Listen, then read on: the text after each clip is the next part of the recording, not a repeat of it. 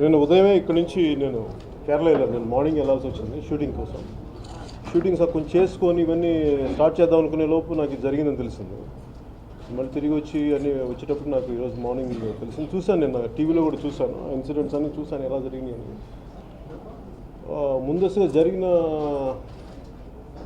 ఆ ట్రైన్ తగలబెట్టడం అవన్నీ చూసుకుని బాధ కలిగించింది నాకు. ముఖ్య కారణం ఏ ఉద్యమం అయినా సరే, ఏదైనా సరే, నేనేం నమ్ముతానంటే అది ఎవరు ఏదైనా ఎలాంటి సమస్యలున్నా ప్రభుత్వానికి దృష్టికి తీసుకురావచ్చు, కానీ అది శాంతియుతంగా ఉండాలని నేను కోరుకుంటాను. అది విజయవంతం అవుతుందని కోరుకుంటాను.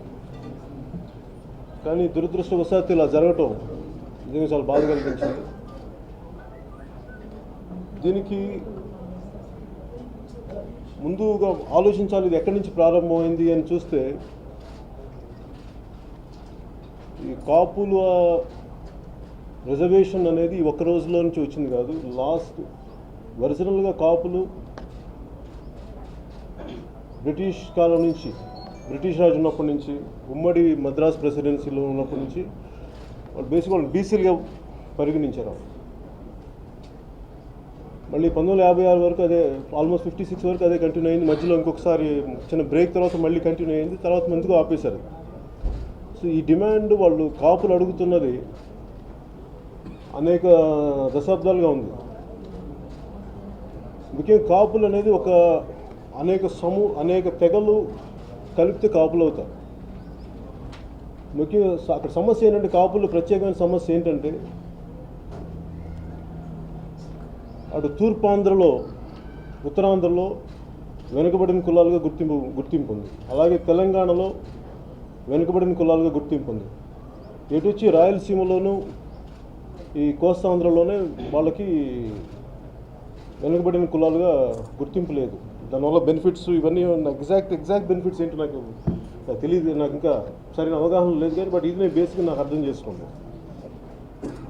సో ఏ ప్రభుత్వం అప్పటి నుంచి కూడా కాపులను బీసీలో చేరుస్తామని చెప్పి అందరూ అనుకోవటం వల్ల వాళ్ళందరికీ ఒక సామాన్యమైన, అందరికీ కామన్ బాధ ఏంటంటే, మమ్మల్ని ఓట్ బ్యాంక్గా వాడుకొని వదిలేస్తున్నారు అని చెప్పి ఈ మధ్యన కాపు గర్జన నేను విన్నాను దాని గురించి. సో దానికి కొంత ఫీడ్బ్యాక్ నాకు కూడా వచ్చింది, ఇలా చేస్తున్నారంటే నేను విన్నాను. అంతమించి నా పెద్ద స్పందన లేదు. ఎందుకంటే ఎవరికి ప్రతి ఒక్కరికి హక్కు ఉంది చేసుకోవడానికి, వాళ్ళ ఏవైతే వాళ్ళకి న్యాయం జరగలేదు దాని గురించి మాట్లాడే హక్కు ఉందని నేను అనుకుంటాను ప్రజాస్వామ్యం. కానీ ఇది ఒక దురదృష్టకరమైన సంఘటనగా దీన్ని దారి తీయడం చాలా బాధ కలిగించింది. దాని కారణం, ముందు ఒక శాంతియుతంగా జరగాల్సిన ఒక సభ, మాకు ఇలా అన్యాయం జరుగుతుంది అని పెట్టుకున్న సభ ఎందుకు ఎలా దారి తీస్తుందో నాకు అర్థం కాదు. ట్రైన్ని ఒక అగ్గిపుల్ల వేస్తే కాల్చేస్తే కాలిపోయేది కాదు. అంటే చాలా మెథాడికల్గా ఉండాలి దాంట్లో. ముఖ్యంగా అటు ఉత్తరాంధ్రలో కానీ కోస్తాంధ్రలో కానీ గొడవలు ఉంటే కానీ ఇట్లాగా దౌర్జన్యాలు చేసి రోడ్ల మీద తగలబెట్టి చాలా అరుదుగా ఉంటాయి. చాలా అరుదుగా ఉంటాయి. ఇది ఖచ్చితంగా అది ఎవరు చేస్తుండొచ్చు దీనికి అనేది ప్రభుత్వం, నేను చూస్తూనే ఉన్నాను. కానీ నాకు అది ఎవరిని బ్లేమ్ చేయటం ఇవన్నీ నాకు తెలియదు. అందుకే నాకు తెలియకుండా నాకు బ్లేమ్ చేయడం ఎవరిని ఇష్టం లేదు. బట్ ఖచ్చితంగా దీని వెనక చాలా మెథాడికల్గా ఒక యాంటీ సోషల్ ఎలిమెంట్స్ ఉంటే తప్ప ఇలాంటివి జరగవు. ఒక ట్రైన్ని ఒక 10-12 బోగీలు ఉన్న ట్రైన్ని కాల్చాలి అంటే చాలా ప్రొఫెషనల్స్గా ఉండాలి దీనికి. అది ఎవరి ప్రోద్బలం వల్ల వచ్చారు ఇవన్నీ నేను నాకు నిజంగా ఫస్ట్ ఆఫ్ ఆల్ దాని అవగాహన లేదు. కాకపోతే ఏంటంటే జరిగిన విధానం చూస్తే మటు ఖచ్చితంగా ఒక యాంటీ సోషల్ ఎలిమెంట్స్ ఉండాలి ఖచ్చితంగా దీని వెనక. అంతేగాని మామూలుగా ఒక సభకు వచ్చిన కార్యకర్తలు అయితే చేసింది కాదు, అది నేను నమ్ముతున్నాను.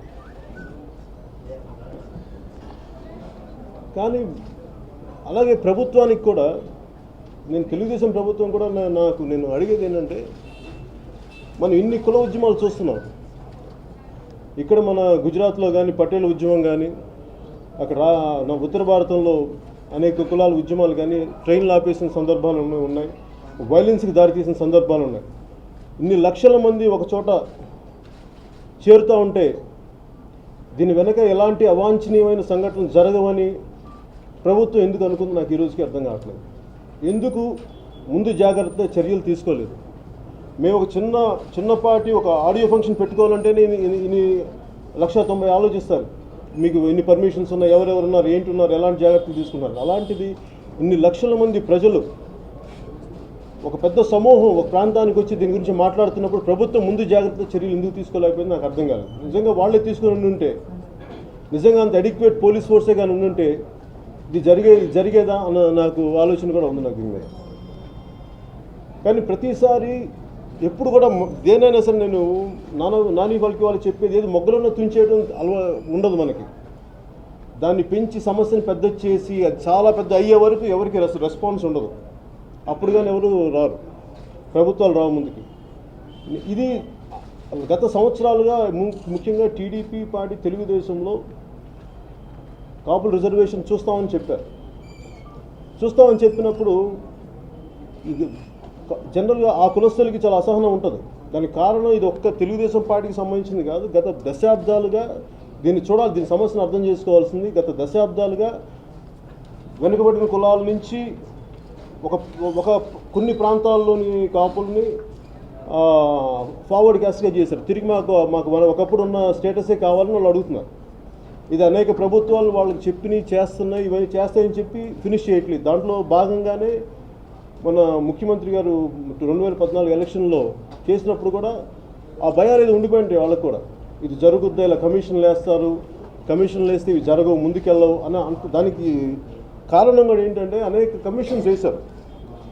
ఉదాహరణకి అయితే ఇంకా పుట్టుస్వామి కమిషన్ అనుకో, ఆ కమిషన్ వేసినప్పుడు కూడా దాని నుంచి ఏ రిపోర్ట్స్ రాలేదు. ఫైనల్గా కమిషన్ వేశారు, దాని గురించి ఏమీ ముందుకు వెళ్ళలేదు. సో ఈ కమిషన్స్ వల్ల ప్రయోజనాలు లేవని చెప్పేసి వాళ్ళు ఒక ఎక్స్ట్రీమ్గా ఈ సబ్ పెట్టుకున్నారు, ఇంత పెద్ద సమీకరించుకున్నారు.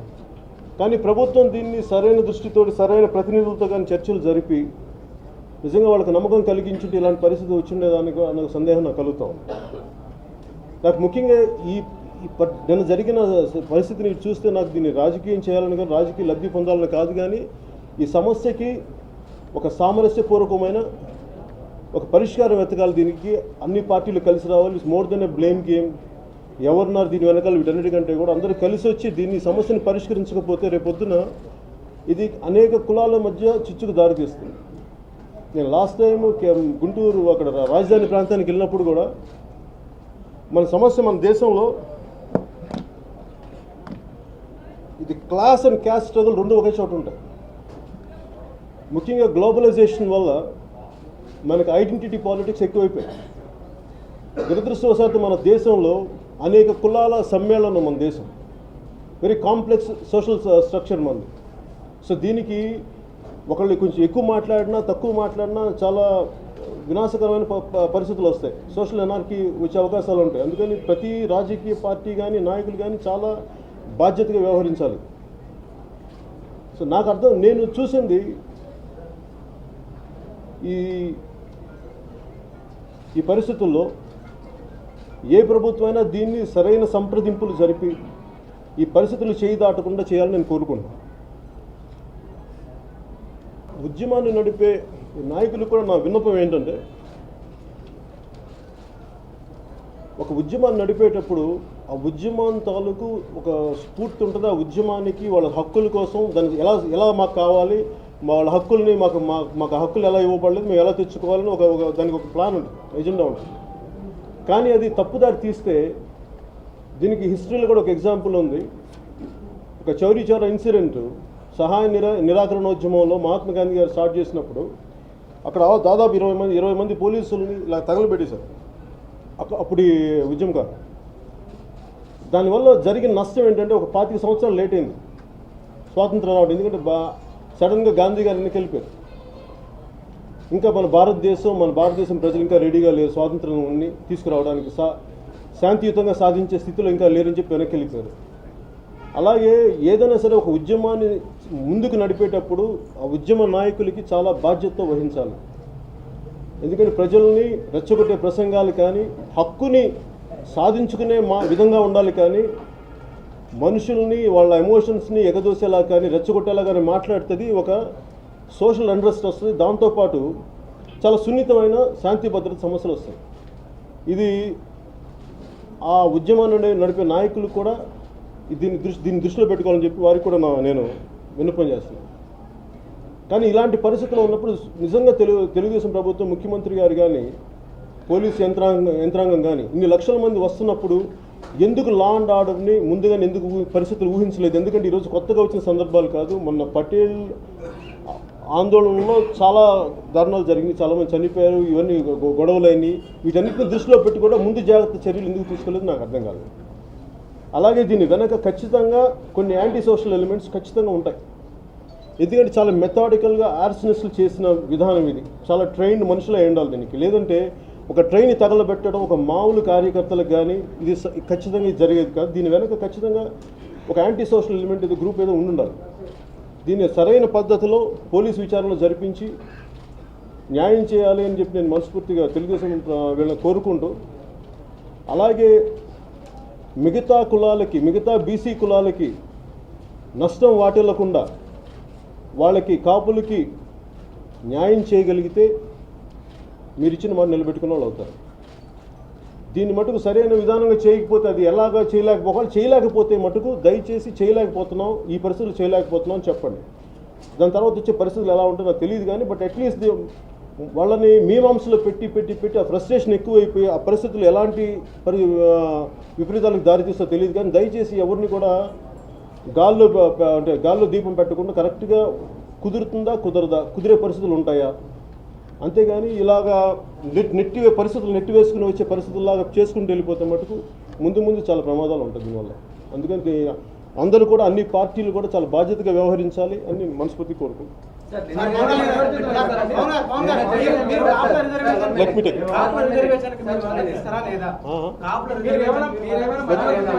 నిన్న జరిగిన సంఘటన మీద మొత్తం వైసీపీ కార్యకర్తలు కూడా అందులో ఉండి ఈ సంఘటన అంతా చేశారని నిన్నటి నుంచి ఏపీ మంత్రులందరూ విమర్శిస్తూనే ఉన్నారు. ముద్రగడ కూడా జగన్ చేతిలో కీలుబొమ్మగా ఉండి వ్యవహారం అంతా నడిపారంటారు. దానికి మీరు ఏకీభవిస్తున్నారా? అంటే నేను గ్రౌండ్ రియాలిటీ లేను, మేబీ ఒక గ్రౌండ్ రియాలిటీలు వాడుకున్న వ్యక్తులు వాళ్ళకి చెప్పుకుంటే నాకు తెలియదు. నిన్న చాలా రెచ్చగొట్టే పరిస్థితులు ఉన్నా కానీ పోలీసులు గాయాలైనా కానీ ఫైరింగ్ చేయకుండా ఇవన్నీ చేశారు. గవర్నమెంట్ వైపు నుంచి ఖచ్చితంగా రిస్ట్రైన్ వహించాల్సిన పరిస్థితి లేదు. ఈ ప్రభుత్వం కాదు, ఏ ప్రభుత్వం ఉన్నా ఇలాంటి పరిస్థితులు ఉన్నప్పుడు ఖచ్చితంగా సహనం పాటించాల్సిన పరిస్థితి. ఎందుకంటే డ్యామేజ్ని మినిమైజ్ చేయాలి కానీ ఎక్కువ చేయడానికి కుదరదు. కాపుల రిజర్వేషన్కు మీరు మద్దతు ఇస్తారా లేదా ఒకటండి. రెండవది, ఏదన్నా ఏపీలో ఘటన జరిగినప్పుడు మీరు ముందుకు వస్తూ మాట్లాడి వెనక్కి వెళ్ళిపోతారు. నిర్దిష్ట కార్యాచరణ ఏదో మీ పార్టీ వరకు లేరలేదు. అక్కడ అమరావతి భూముల విషయంలో మీరు వెళ్ళి న్యూట్రల్గా మాట్లాడారు. ఇవాళ కూడా మీరు న్యూట్రల్గా నేను ఎప్పుడు న్యూట్రల్గా మాట్లాడలేదండి సార్. లేదు సార్, మీరు మాట్లాడినంత కూడా ఎవరో ఉన్నారు వెనుక మీరు చెప్పట్లేదు ఎవరో ఉన్నది. పైగా మీరు మాట్లాడుతున్నది మీరు చంద్రబాబు నాయుడు గారి స్పీచ్కు ఆ ఉపన్యాసానికి కొనసాగిపో ఉంది తప్ప పర్టికులర్గా మీ పార్టీ వైఖరి నేను ఎలా చెప్పమంటారు చెప్పండి. నన్ను ఎలా చెప్పమంటారు? మీరు మీరేం చెప్పారు కాదు, నన్ను ఎలాగా కాదు సార్, నన్ను ఎలా పిన్ పాయింట్ చేయమంటారు? Give me logic sir. కాపులు అడుగుతున్న రిజర్వేషన్కు మీ పార్టీ మద్దతు ఇస్తుందా లేదా? క్లారిటీ ఇవ్వండి. దాన్ని 2014లో మీరు కూడా చంద్రబాబు యాత్రలో ఉన్నారు. కూడా సంతకం పెట్టిన తెలుగుదేశం పార్టీ ఇచ్చిన గైడ్ లైన్స్ లో మేము అధికారంలోకి రాగానే బీసీల జాబితాలో కాపులను చేరుస్తా ఉన్నారు. 1000 కోట్ల రూపాయలను ప్రతి సంవత్సరం ఇస్తాము. కనీసం ఆంధ్రప్రదేశ్ ప్రభుత్వం 100 కోట్లు ఇచ్చినప్పుడు మీరు ఎందుకు మాట్లాడలేదు? నేను దయచేసి మీరు అర్థం చేసుకోవాల్సింది, నేను ఒక్క కులం కోసం పోరాడను. నేను మొత్తం ప్రజలందరి కోసం పోరాడతాను. నేను వచ్చిన విధానమే కులాన్ని నుంచి అయితే నేను రాలేదు. నేను వచ్చిందల్లా నేను బేసిక్ నేషనల్ ఇంటిగ్రిటీ కోసం ఆలోచించే వ్యక్తిని. అంతేగాని కేవలం నేను ఖచ్చితంగా చెప్పాను కదా, చాలా అనేక కులాల సమ్మేళనం, వెరీ కాంప్లెక్స్ సోషల్ స్ట్రక్చర్. దీంట్లో నేను కూర్చోబెట్టి నేను ఎవరికైనా సరే సమస్యలు ఉన్నాయి. ఇక్కడ క్లాస్ అండ్ క్యాస్ట్ రెండు కలిపి మిళితం అనే మన పర్టికులర్ సొసైటీలో నాకేనండి ఇక్కడ ఖచ్చితంగా వాళ్ళకి ఇంతమంది వ్యక్తులు ఒక సమూహం కలిసి, కాపులు కావచ్చు, రేపు ఇంకో కులం కావచ్చు, ఎవరైనా కావచ్చు, వాళ్ళు గొంతెత్తి మాకు ఇలా అన్యాయం జరుగుతుంది అంటున్నప్పుడు ఖచ్చితంగా దానిపైన దృష్టి సారించాల్సి ఉంది. అంతేగాని నేను దాన్ని కూర్చోబెట్టి నేను ఎందుకు ఆ క్షణంలో మీరు మాట్లాడితే ఆ రోజున నేను తీసుకున్న political agenda it is not just for one cost, it is for the entire Indian integrity base మీద నేను పాలిటిక్స్లోకి వచ్చాను, not just for one cost. So నేను తీసుకుంది ఒక బ్రాడ్ ఎజెండాగానే తీసుకున్నాను, కానీ కన్ఫైన్డ్గా ఒక కాస్ట్ మీద నేను తీసుకున్నాను. ప్రభుత్వం సార్, మిమ్మల్ని మధ్యవర్తిత్వం సార్, చెప్పండి. ఇప్పుడు మీరు చెప్తున్నట్టుగా నేషనల్ ఇంటిగ్రిటీ దృష్టిలో పెట్టుకొని ఈ అసహనాన్ని వాటిని దృష్టిలో పెట్టుకొని మీరు ఏమైనా ఈ అంశాన్ని పరిష్కరించే దిశగా మధ్యవర్తిత్వం వహిస్తారా? ప్రభుత్వానికి కావచ్చు. అంటే ఎప్పటి నుంచో ఉన్న ఈ ఇష్యూ సెటిల్ అవ్వడానికి మీరు ఏమైనా కృషి చేస్తారా? అంటే ఇది ముఖ్యంగా నేను అంటే మన డాక్టర్ బిఆర్ అంబేద్కర్ గారు మనకి మన కాన్స్టిట్యూషన్ ప్రజెంట్ చేసేటప్పుడు మనకి పార్లమెంట్ ఆ రోజున పార్లమెంట్ దీంట్లో ఆయన అడిగింది అన్కాన్స్టిట్యూషనల్ ప్రొటెస్ట్లు కానీ వీటి వల్ల ప్రయోజనం లేదు, మనది చాలా powerful constitution, everything can be resolve through constitutional methods అని ఆయన చెప్పారు. నేను దాన్ని నమ్ముతాను. అది ఇంకా అది పనిచేయని పక్షంలోనే, ఎందుకంటే బలమైన కాన్స్టిట్యూషన్ ఉండగా, ఇన్ని విధానాలు ఉండగా ఒక వ్యక్తిని దీన్ని మధ్యవర్తిత్వం వహించడం అనేది తప్పు, రాజ్యాంగాన్ని కించపరిచినట్టు. 9 నెలల కాల పరిమితి పెట్టింది ఈ కాపులను బీసీలో చేర్చడానికి. 9 నెలల కాల పరిమితి నియమిస్తూ ఒక కమిషన్ ఏర్పాటు చేసింది. దాన్ని ఎందుకని ఈ కాపు సంఘాలు రెచ్చగొట్టే విధానంగా మాట్లాడుతున్నాయి అనుకోవచ్చు. ఆల్రెడీ టైం బౌండెడ్ కమిషన్ వేసిన తర్వాత ఇప్పటికిప్పుడు ముందుకు వెళ్ళి ఉద్యోగం చేసి రోడ్డు ఎక్కుతున్నారంటే ఇది ఏదైనా మోటివేషన్ తో జరుగుతుంది అనుకుంటారా, పొలిటికలైజ్డ్ గా, లేదు నిజంగానే వాళ్ళు రోడ్డు ఎక్కారు అనుకోవచ్చు?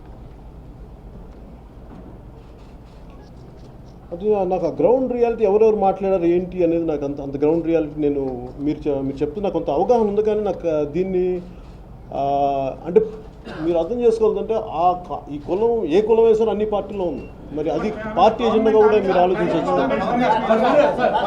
సార్, మీరు కాపుల సమస్య మీద ఈ రోజు ప్రశ్నిస్తున్నారు కానీ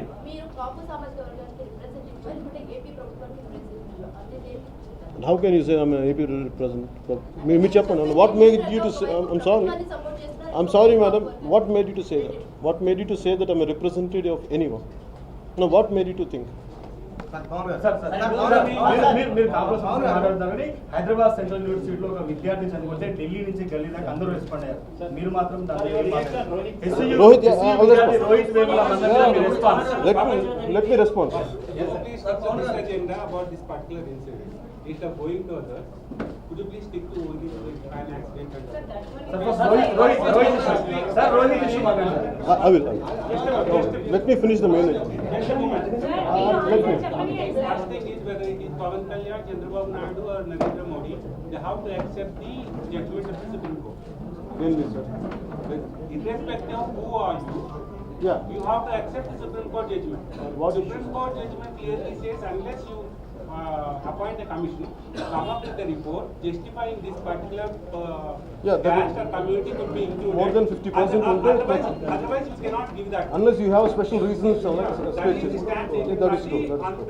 No one can go. That's I agree. Now there is a particular leader coming and saying that unless you give it this within 24 hours, I will see. I mean, you will have to taste the music that is threatened by one leader. So do you support that one? నేను బేసిక్గా believe in Because on the one hand there is a constitutional issue. Supreme Court bars any government, it's central or any even political party. On the other hand, the leader is coming and saying that if you fail to give it within delivering 24 hours, you will have to listen to music. Whom you are going to support? దానికి సమస్య ఎలా ఉంది ఎందుకు వస్తుంటే sir, elections టైంలో కాన్స్టిట్యూషన్ని మేము ఇలా చేయగలం, ఈ వెసులుబాటు ఉంది అని చెప్పి political, not just I'm talking about TDP, గత దశాబ్దాలు ఏ పార్టీ వచ్చినా, అంటే నాట్ జస్ట్ అబౌట్ ఒక్క కాపుల్ ఇష్యూ అంటే ఏ ఇష్యూ కైనా సరే మేము చేయగలం, మేము ఇలా చేయగలం అని చెప్పి ఒక మాట చెప్పి ఎలక్షన్ ప్రణాళిక వాళ్ళ మన మేనిఫెస్టోలో పెట్టినప్పుడు దాని నుంచి పర్యావసానం అనుకోవచ్చు, కానీ it is not something, I don't say it is anti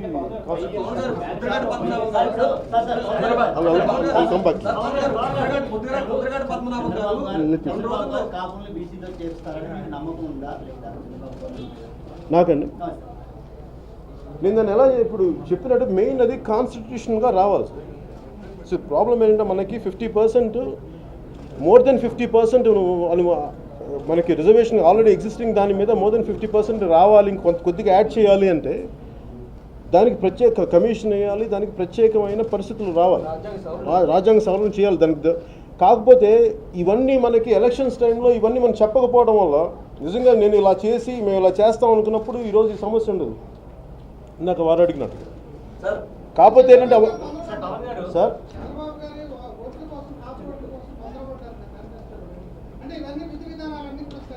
ఇది అంటే సార్ ఇది ఒక్కళ్ళు ఈయన కాదు సార్, ఏ పొలిటికల్ పార్టీ ఏదైనా సరే ముందు వెనక కొన్నిసార్లు ఏంటంటే నేను ప్రాక్టికల్ అడుగుతానండి, ఇది ఎంతవరకు పాసిబిలిటీ ఉంటుంది ఇవి చేయడానికి అంటే there is a possibility. Maybe నాకు అంత రాజకీయ అనుభవం లేక మేబీ పాసిబిలిటీ ఏముంటుంది, but as I each day passes by నాకు అర్థమైంది ఏంటంటే దాని ఓన్ హర్డల్స్ దానికి ఉన్నాయి, నాకు అర్థమవుతాం.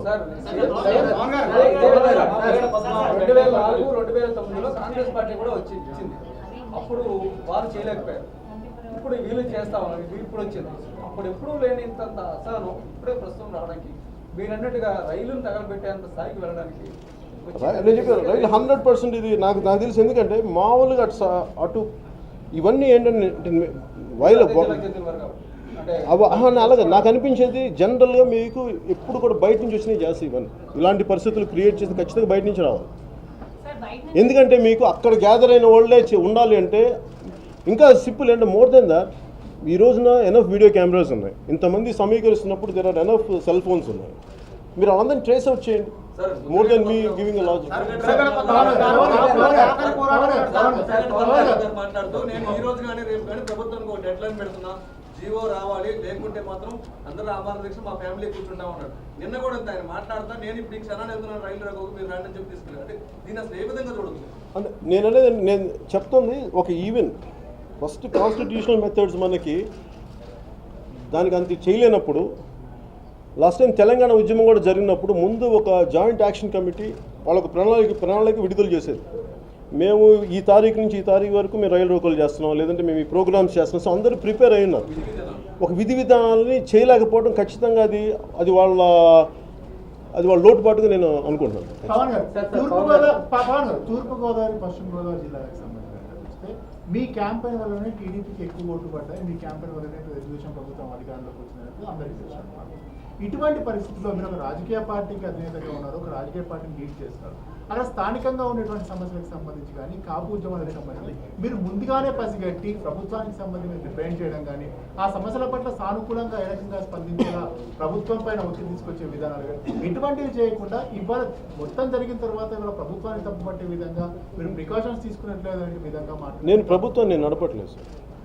అంటే నేను పోలీసు నేను అనేది నా basic logic sir, basic common sense నేను అడుగుతాను. నేను అనేది ప్రభుత్వాన్ని నేను నడపట్లేదు, ప్రభుత్వానికి నేను సలహా సంప్రదింపులు నేను ఇచ్చేసే ఫస్ట్ నేను అవసరమైనప్పుడు మాట్లాడతాను, కూర్చోబెట్టి ప్రతిసారి వాళ్ళ పరిపాలనా వ్యవస్థలో నేను ఎందుకు దూరుతాను. అన్లెస్ ఏదైనా సమస్య ఉంది దానికి నా రిప్రజెంటేషన్ వచ్చినప్పుడు నేను వెళ్ళి దాని గురించి మాట్లాడతాను. కానీ డే టు డే పొలిటికల్ వాళ్ళ పరిపాలనా విధానంలో నేను విధి విధానంలో ఎందుకు ఉంటాను.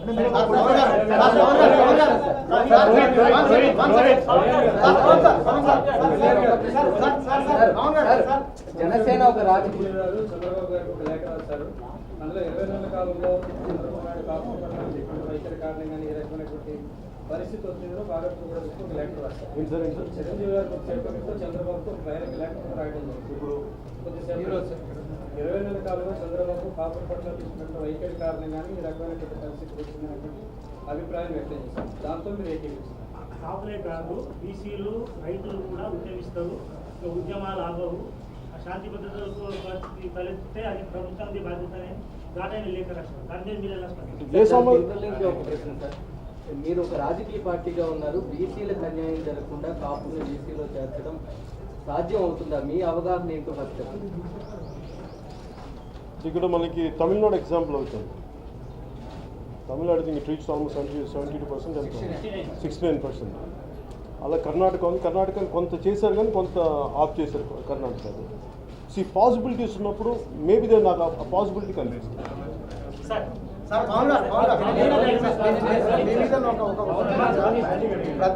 ప్రతి సందర్భంలో చంద్రబాబు నాయుడు గారికి ఆపద్బాంధవుడుగా మీరు వస్తున్నారని ఇష్యూ చాలా క్రిటికల్ ఉన్నప్పుడు డైవర్ట్ చేసిన ఒక విమర్శ సార్ మీ మీద. మీరు అనుకోని విమర్శ నేను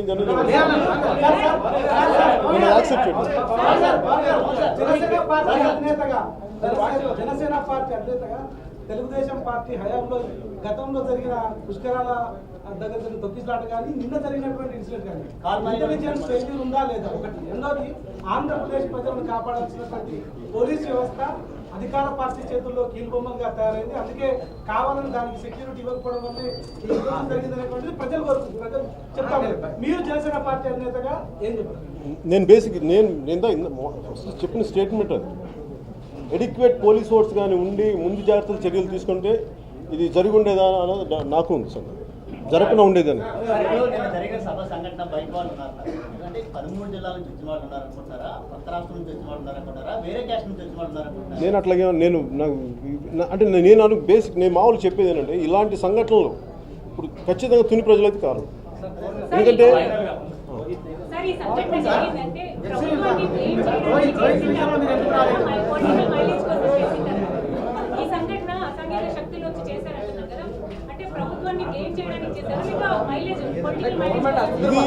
వెరీ డిబేటబుల్ క్వశ్చన్. నేను కూర్చొని ఒకటేనంటే ఇలాంటి జరిగినప్పుడు అనేక మంది అడ్వాంటేజ్ తీసుకుంటారు. అది ఎవరు వీళ్ళు అని చెప్పడానికి నిజంగా నాకు ఫస్ట్ ఆఫ్ ఆల్ నా దగ్గర నేను I'm not addressing the law and order situation. నేను వాళ్ళ మొక్కలు నేను ఎవరు చూడలేదు. బట్ ద నేచర్ చూస్తున్నప్పుడు, ఎందుకంటే ప్రతిసారి నేను సభల్లో కొన్నిసార్లు వెళ్ళినప్పుడు కూడా కొంతమంది అభిమానులుగా వస్తారు, రాళ్ళు ఇసురుతుంటారు. సో వాళ్ళు జైలు పడుతున్నారా లేదని చేతులు ఏమన్నా తెలియదు. నేను వాటన్నిటి దృష్టిలో పెట్టుకుని నేను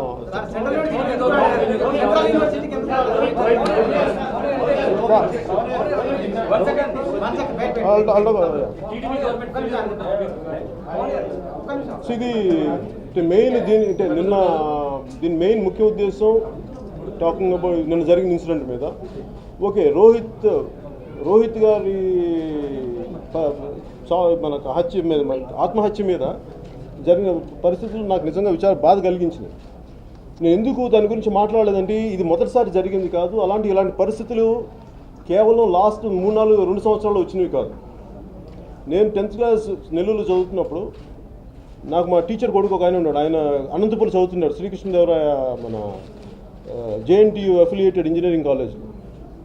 అప్పటి నుంచి నేను వాళ్ళని చూస్తూ ఉంటే ప్రతి చోట మన విశ్వవిద్యాలయాల్లో ఖచ్చితంగా కుల వివక్ష అయితే ఉంది, దాన్ని ఎవరు కాదనలేదు. ప్రొఫెసర్లు, అధ్యాపకులు, విద్యార్థులతో కలిసి కుల విహారయాత్రలకి స్వయంగా నేనే వైజాగ్లో చూసేవాడిని. ఖచ్చితంగా కుల వివక్షలు అయితే ఉన్నాయి. ఈ కులాన్ని చూసి ఇంకొకరు, ఈ కులాన్ని చూసి ఇది చదువుకోవాల్సి జ్ఞానం రావాల్సిన పరిస్థితులు, ఇలాంటి ఒక ఉద్రిక్త పరిస్థితులు అయితే అక్కడ ఏర్పడ్డాయి, దాన్ని ఎవరు కాదనలేదు. అలాంటి ఉద్రిక్త పరిస్థితులు తీసుకెళ్ళి ఒక అబ్బాయి ఆత్మక్షోభ చెంది బాగా చదువుకోవాల్సిన ప్రతిభావంతుడైన ఒక అబ్బాయి, నేను అది కుల వివాదం కూడా కాదు, ఆయన దళిత విద్యార్థి, వెనుకబడిన కులాల విద్యార్థి అంటే ఒక తెలివితేటలు అమితంగా ఉండి ఫిలాసఫీని అమితంగా వంట పెట్టించుకున్న ఒక విద్యార్థి నిరాశ నిస్పృహలోనే చనిపోయాడు. అది ఎవరి వల్ల దేని అని కాదు, కానీ it is confined only to ఒక యూనివర్సిటీ. దాన్ని పొలిటికలైజ్ చేసి ప్రతి ఒక్కళ్ళు దాన్ని వేరే స్థాయికి తీసుకెళ్తున్నాను. నేను దాంట్లో భాగస్వామ్యం కాదలుచుకోలేదు, అందువల్ల నేను నో. ఇది ప్రస్తుతం ఎలక్షన్ కోడ్ ఉంది అన్నారు.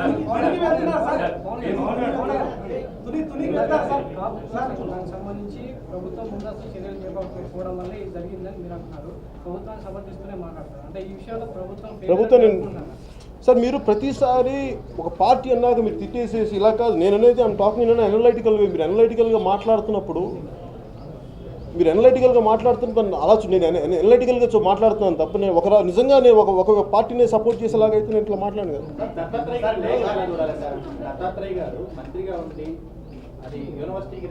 ఆయన మొదటి విద్యార్థిగా, ఆయన మొదటి మంత్రిగా అది చేసింది. ఇది ఈ సిస్టంలో అది ఎప్పటి నుంచో ఉంది, బిఫోర్ బీజేపీ ఉంది, దానికి ముందు నుంచి ఉంది. మనం దీన్ని ఒక సమస్యను కేవలం 2-3 సంవత్సరాల నుంచి కాకుండా నేను ముందు నుంచి చూడాలని నేను కోరుకుంటున్నాను.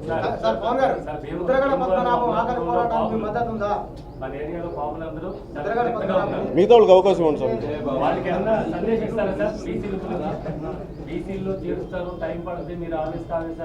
మళ్ళీ చెప్పండి సార్, మళ్ళీ చెప్పండి సార్. అక్కడ బాబులందరూ చాలా ఉద్రిక్తంగా ఉన్నారు ఇప్పుడు ప్రజెంట్.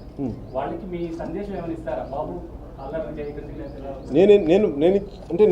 నా విన్నపం ఏంటంటే ఏదైనా సరే సాధించుకోవచ్చు వితిన్ శాంతి భద్రతలకి దెబ్బతినకుండా. ఏదైనా ఏ ప్రొటెస్ట్ చేయొచ్చు, శాంతి భద్రతలు కానీ రోజువారీ ప్రజా జీవితాలకు కానీ ఇంకెవరికి ఇబ్బంది కలగకుండా ఏదైనా సాధించుకోవచ్చు.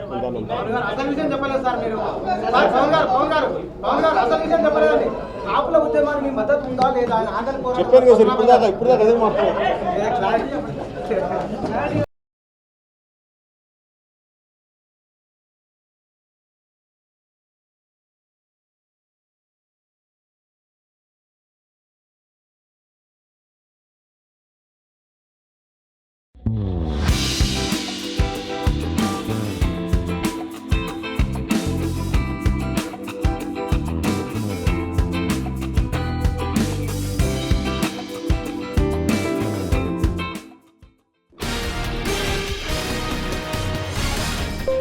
you.